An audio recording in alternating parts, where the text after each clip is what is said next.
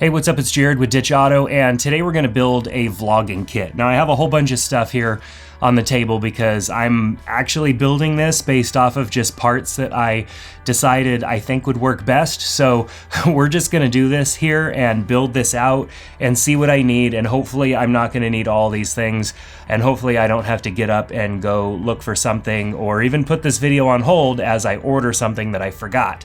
So just to kind of preface the reason for this is I've vlogged a little bit here and there. Whenever I go on vacation, I like to do a little bit of vlogging just to create a couple of videos to remember the vacation with my family. A couple of years ago I did this, and I actually tried daily vlogging, and it just didn't feel right. I didn't feel like my vlogs were adding any value to the world aside from giving my family and I some really cool videos to go look back on. And I think, you know, for me, I have to be putting out content that has value, that is interesting. And though some people may like to see what's going on in my life, I just wasn't really a huge fan of continuously vlogging. But there is instances where I need a vlogging setup, and so I'm going to put together something that I hope will work out. So what I have here is the A6500 from Sony. Currently it has the 55mm 1.8 lens on it. That obviously is not going to work as a vlogging lens, but as we get through this little project here, we'll start talking more about lenses. It doesn't have a screen that flips up all the way in the back, and that's kind of a thing for vloggers. They need to be able to see their framing and make sure that they are framed up in the shot when they're vlogging. So I have a SmallHD 502 monitor here. This is not the cheapest monitor that you can get. There are definitely way cheaper monitors. This just happened to be a monitor that I have, and so I'm going to use it. I have a whole variety of SmallRig accessories here, and the reason that I went with SmallRig is because it's inexpensive. You know, a lot of companies make camera, rigs, frames, accessories, and stuff like that that are made out of machined aluminum, and machined aluminum is not gold, and it shouldn't cost a fortune. For a A6500, a cage for this camera should not cost $500. It definitely is only taking a small piece of aluminum that's being machined out that you could buy for probably 15 or 20 bucks, and then they're mass machining these on a CNC mill, and I understand there's R&D and all that stuff, but $500, you're definitely paying for the name. I have a Rode VideoMicro here, and the reason that I'm using the micro is because there's no batteries, there's no switch to power it on and off. Sure, it's not as good as a VideoMic Pro from Rode, but there's less to worry about, less to think about. And then, you know, I do a lot of vlogging with my RX100 Mark V. This is, you know, probably my go-to because it's compact. I keep it in this little case. I can carry it on my belt. I'm not vlogging all day, so I don't want to carry this heavy rig around with me all day. But we're going to try and see what we can do here. So let's kind of push some of this stuff off to the side. We obviously need to start by putting our camera in a cage. So we have the SmallRig cage here. We'll go ahead and pop that open.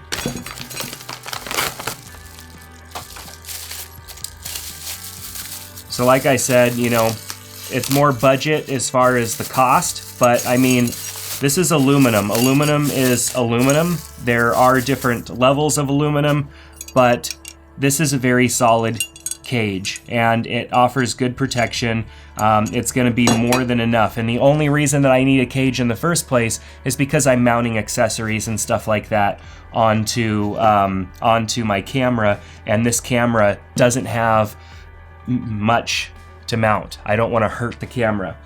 Let me grab a lens cap. Always put a lens cap on your camera when there is no lens on it, so we'll go ahead and cap that off. Now, I had on the bottom a custom SLR M-Plate Mini that I use because it just mounts really nicely into any Arca Swiss head or bracket or whatever that I have. Obviously, I'm going to need to remove that to get the cage on it. So we'll go ahead and pop that off. I'll probably put this right back on the bottom of the cage because I like it so much. One thing you're going to have to remove is the little strap little things that are on here. I recommend not cutting them off. They come off the same way that you take a key off of a keychain. You just have to kind of get your fingernail in there, or maybe a little screwdriver, and pry it apart to get those off. It's the first thing I do on my Sony cameras is take those off, because they bang around and make a bunch of noise, and I don't want a bunch of noise polluting my footage, so I take those off immediately. So you're going to need a flathead screwdriver here for the bottom, which I did not grab. All right, here we go. Let's tighten that down. You might not actually want to tighten it down completely, because there is one support screw that's going to go in here just to hold this in. I love what they did here. They took advantage of the strap mount, and they put a little mounting hole right in there, so you could put this little hex screw in right in there, and it's going to hold this in place, so that way the camera doesn't have an opportunity to move around within the cage. It's going to hold it in nice and tight. Alright, so the camera is now mounted on the cage, and the cage doesn't actually feel too bad. They did a decent job of fitting the cage so that you could use the camera still, and it isn't, I've got a pretty decent sized hand here, so it isn't gonna harm me too much to have this. The bar kind of covers over the top of the camera a little bit, still gives you access to your aperture adjustment and your camera mode settings. The flash is still going to pop up just fine without having any issues, so you're not losing any functionality here. All right, so the next thing that I need to do is start to open up these accessories over here that I have, so I could start to kind of revisualize what I'm doing as far as this kit that I'm putting together. I had pieced it out and kind of put it all together in my mind, and now I need to make this happen for real. So let's open these things up. This is a cold shoe mount that I got for mounting the microphone. All right, so another part here. We have two little carbon fiber rods, 15mm rods, that I may take advantage of. We have a mini monitor mounting plate. So this plate has a 15mm, and the reason that I wanted to do this is so that I can mount this on the monitor, and then I'd be able to move the monitor and slide it around a little bit, or even remove it from the kit altogether if I wanted to go monitorless, but keep the kit with the with the microphone and whatever else on it. So I'm going to remove the 3/8 inch here, because I'm not going to need that 3/8.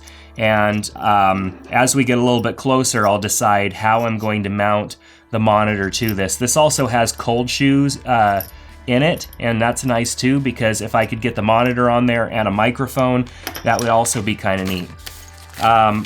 Part of my other contingency plan was this cheese plate bar. So a cheese plate bar is basically just a rod that has, or a bar that has a bunch of holes drilled in it and holes through it. What's nice about this is it gives you additional mounting points. In this monitor, we just have one right in the middle. I could put this in just like that, and then I could use one of these other mounting holes from any of the other spots, and take advantage of that. Cheese plates are fantastic little pieces of metal to have, and they're very useful in instances where things are close but they aren't going to fit unless you could just maybe move the mounting hole over just a little bit. So also a pack of screws. Now in the bottom, in the description here of this video, I'm going to put all of the I'm going to put parts list down there, the final parts list, and then I'll also list some of the other items that I had ordered just in case. So now what we have is a mount for this for these rods, these 15mm rods. So this I may mount here, and then I may mount the monitor out front just a little bit. We'll see. I've still got to figure it out. I may move this over to the side just a little bit. That way I could take advantage of this bottom hot shoe or cold shoe for the microphone. We're just taking a look and seeing what we can do here. We're gonna lay this all out once we're done. And then I have a, this is a 15mm mount that goes in the hot shoe of your camera. So what this could be useful for is if I really wanted to go minimal, I can mount this in the camera, this little 15 millimeter, put this right in the hot shoe, tighten that down, and put a 15 millimeter rod right in there. Not sure if I'm going to be using that, but like I said, you know, we had some contingency plans set in place just in case. Then we have the SmallRig top handle. You know, I don't know if I'll use the top handle all the time, but I like having a top handle for those low shots that you want to get, you know, so that way you're not bending over completely to the ground. You're able to just hold the camera from the top, and this is going to be an extremely useful part of my toolkit here for this camera setup as I'm on vacation this summer with my family, because I definitely am not going to want to be carrying this setup and kind of contorting myself so that I can, you know, get the shot. So this will mount on top just like this. You know, I still have a cold shoe over here, maybe for the microphone. I can mount the monitor off in front of this, so I just have to really kind of lay things out now that I have everything unboxed. And then this is a little tripod that we'll take a look at the end of the video. All right, so I'm gonna spend a little bit of time kind of figuring out how I'm gonna lay this out, and I'll be right back.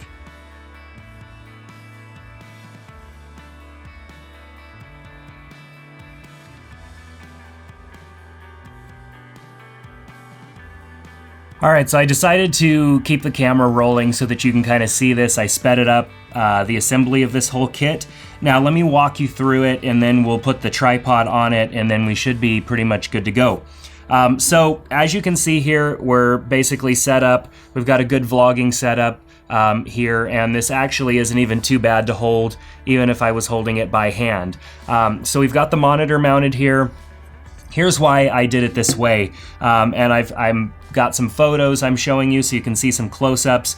I did it this way because this is now reversible. So say I want to go from vlogging camera mode to a traditional camera mode, I could just flip the monitor around and slide it back on the rod here, like so.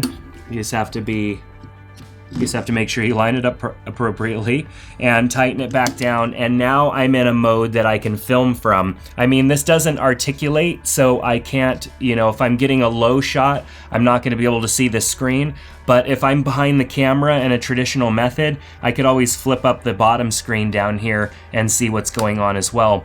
If I really found myself wanting to make this articulate, there are adapters that I can get, and I could kind of make that happen. Or I could go and use one of my other mounts here and the other 15 millimeter rod, and I can have a rod pointing straight up, and I can go basically from the monitor being straight back to a 90-degree facing straight up if I wanted to really get carried away. But I think that that's probably going to be fine. So I can go back and forth here, which is nice. So, you know, it's not all about pointing the camera at yourself. Sometimes you want to get some good footage, and you're going to need to be able to rotate that around from time to time. So I like that setup there. Basically mounted that to the handle, and so the handle now is becoming more of a part of the kit, and I like the fact that the handle's on there. I have the Rode VideoMicro over here, which, you know, I'm not a huge fan of it being off to the side like this. It definitely keeps it free of hitting anything. One of the reasons that I felt that it was going to need to go on the side is because if I'm going to make it so that my monitor can flip around, I'm not going to be able to put it in this cold shoe mount up here, and I don't want it on the bottom of the camera, and I didn't really want it over on this side of the camera where the cables are coming out. So I think that that's kind of where we're going to have it be for now, and I may change this up a little bit from time to time as I find better ways to have this all set up, but I think that this is probably going to be the best way to have it. So this is the Sirui, or it's S-I-R-U-I tripod, and the reason that I went with this is because, you know, I've seen a lot of people use like the GorillaPod type of tripod, and I'm just, you know, I just have never liked the GorillaPod because it never has been stable enough in the way that I need it to be. It's not that it's a bad product, it's a fantastic product, It's just not stable in the way that I don't wrap it around trees or anything like that, and that's kind of what it was designed for. So you get a little carabiner in here and a couple of Allen wrenches, little hex wrenches. Right here you get some sort of little adapter that I'm sure I'll figure out what that's for as soon as I get the tripod out here. So the reason that I went with this tripod is simply because it looked like it was very stable to hold, like it had a good grip. But then these flop out and can become tripod legs, and I really like that. I mean, I could even hold it if I needed some extension there. But these tripod legs pop out. You basically lock them. There's these little locks. You just lock everything into place, and then boom, tripod. Fantastic. It's got a ball head on the top. And so the ball head is going to make it really easy for you to adjust angles and get those shots. Maybe you're doing a time lapse. You want the one camera that can do everything, and you're going to need that time lapse shot. You're going to need something that is stable. So it comes with a little Arca Swiss style, plate here. If I can get that sucker out of there. Just open it up all the way. But this is really kind of a tiny plate. I like the custom SLR plate because it is relatively large. It has a good footprint, and when you're going to put something on the bottom, like see how the camera sits nice right now? If I put this tiny plate on there, the camera wouldn't sit so nice flat, and I'm just not a fan of that. I want my camera to be stable when I set it down. So I'm going to go ahead and get this set up. I don't think, it's not going to fit. I need my multi-tool here. They also make another variation of this plate that has a loop coming off the front of it, which I use on some of my bigger camera setups, and it's just fantastic. I absolutely love it. People are always asking me where I got it. It's custom SLR. I'll put a link down below for you all. They are just very useful modular plates. All right, so we've got our tripod, we've got our kit here. Go ahead and mount that. Tighten this down nice and tight. Tighten down that ball head. Now this is fairly stable. I've got a pretty good size package up here. This is pretty stable. Now I need to tighten a few things up. The ball head isn't completely tight. So let's see, unlock. So we can get even more extension out here. And it becomes a little wobbly at this point, but this is not, I wouldn't be afraid of this setup. Definitely not. I believe what this is yet another extension. That's what it looks like. It's yet another extension that we could put into this kit. So a little rotation there, and now we've got a nice handle. This is a legit setup. Like, if you're vlogging with a setup like this, you better have at least 1 million viewers, which I don't. So, but nonetheless, this is a pretty legitimate kit. So I'm gonna go ahead and I'm gonna vlog the finish of this video. So let's switch over to that. All right, so I've got the vlogging setup going, and I'm sitting in my green screen room here. So it's really hot outside, so I'm not really feeling like going and walking around and trying to shoot a vlog. But I think this setup is gonna work. Now the lens that I ended up going with, if you remember at the beginning of the video, I had that 55mm 1.8 on the camera. I ended up going with the 10-18 because it has optical steady shot in it. This is an E-mount lens, not an FE lens, which is the full frame lenses for the Sony cameras. Most of my other lenses are FE lenses because most of my other cameras are full frame cameras. But with the A6500, it's a crop sensor camera, so you can go with either the E-mount lenses or the E-mount lenses that are FE lenses for full frame.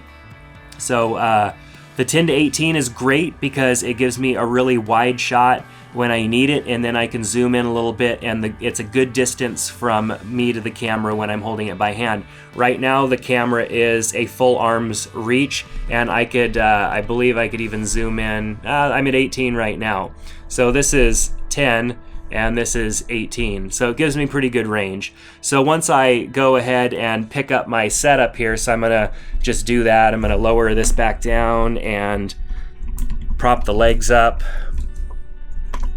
And now I'm handheld and I can move around, and it's a pretty decent little setup here, I think. So as I walk around, you know, the optical stabilization that I'm getting not only in the camera but in the lens is helping minimize any of the shake that I typically would get with other cameras. And though this isn't the lightest weight setup, it's definitely a lot lighter than if you were shooting with like an 80D and a bunch of other stuff. I mean, the monitor does add a little bit of weight, so does this tripod, and so does the microphone. But it is a really legit setup that's going to be durable and that's going to be multi-use. So that's what I was really going for. I wanted the setup to be as flexible as possible and give me options, and I think that we've achieved that with this kit. So like I said before, the links in the description below this video include all of the parts, everything that I have got in this setup, including some of the things that I didn't end up using. And you know, if you have any questions, just ask them in the comments section below, or feel free to reach out to me on social media. We'll make sure those links are down below as well. Hey, so thanks for checking out this video. Make sure to give it a thumbs up if you liked it. I know it's a long video, but I wanted to explain and show everything, and even kind of show the build process. Boy, this is getting wobbly when I try to rest this without the feet out on the table. So anyways, decent setup. I just need to refine my blogging style a little bit, I guess. If you have any questions, ask, and click on that subscribe button so that you get notified when we put out new videos. Thanks so much, and we'll see you next time on Ditch Auto.